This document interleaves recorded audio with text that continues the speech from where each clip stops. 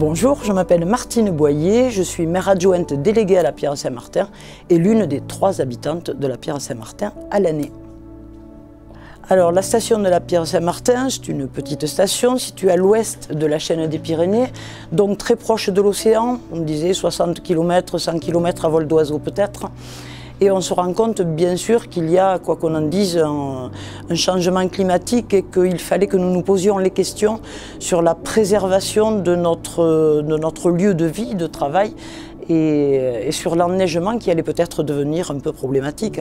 Alors en se lançant dans ce label Flocon Vert, on sait très bien qu'on ne va pas changer la planète, mais si on peut au moins essayer de préserver notre environnement localement et apporter un petit peu notre pierre à l'édifice, si toutes les stations se mettaient à avoir ce genre de démarche, peut-être qu'on serait un petit peu efficace.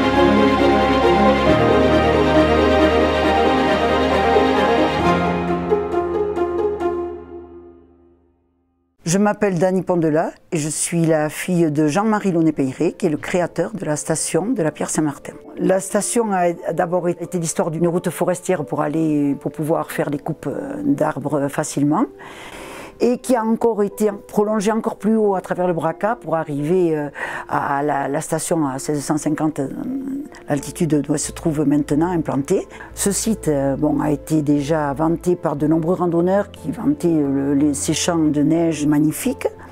Et l'idée a germé donc de faire une station en 1960-61. La municipalité a construit en suivant trois petits téléskis, le Massaret, l'Arlas, qui était un peu plus haut, et le Mont-Royal. La station pouvait commencer. Parallèlement, le département trouvait un promoteur pour construire une quinzaine de chalets dans la zone des rochers des pins accrochés, où se trouvent actuellement d'ailleurs tous ces chalets, dans un site très naturel. Et cette zone a été préservée, même actuellement, quand on prend un télésiège, quand on passe au-dessus, on peut s'apercevoir que c'est une zone vraiment très nature et qui est conservée telle qu'elle depuis ce début-là.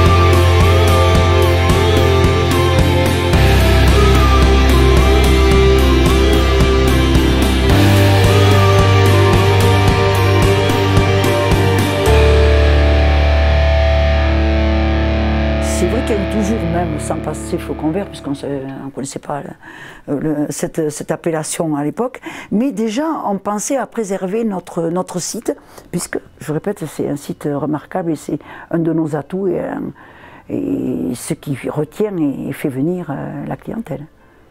Pour les remontées mécaniques, donc, on a travaillé sur l'optimisation des vitesses par remontée afin de sensibiliser les conducteurs des remontées qui gèrent la vitesse en fonction de la fréquentation de la journée. Lors de l'implantation des dernières remontées mécaniques, un effort particulier a été apporté pour intégrer les gares amont et aval afin qu'il y ait un minimum d'impact visuel.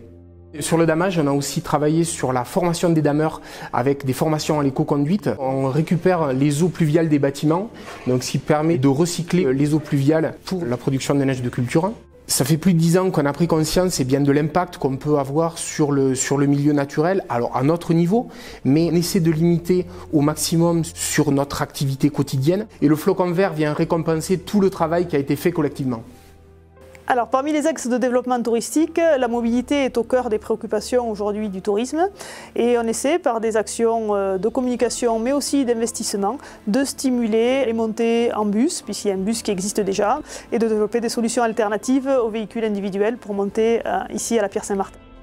Bien manger en station, se fournir et avoir des produits locaux, c'est parfois difficile. Et à la Pierre-Saint-Martin, c'est peut-être une des rares stations qui possède un magasin de producteurs locaux, où on a 14 producteurs qui sont réunis, qui proposent leurs produits, où les producteurs de fromage, de miel, de vin, de charcuterie, même les producteurs de légumes montent en station, proposer aux gens une alimentation de qualité et un circuit court et valoriser ainsi le patrimoine à la fois gastronomique et puis agricole de la région.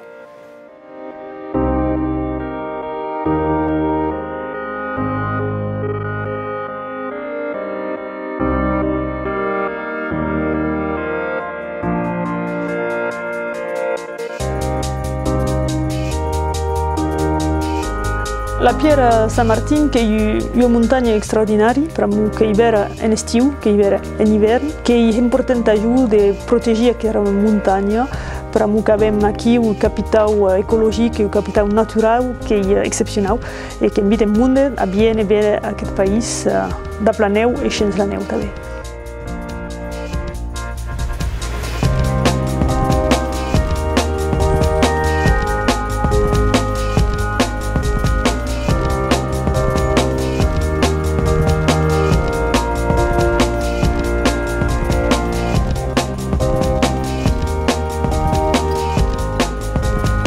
Je crois que je n'aurais jamais été travailler dans une autre station que celle-ci.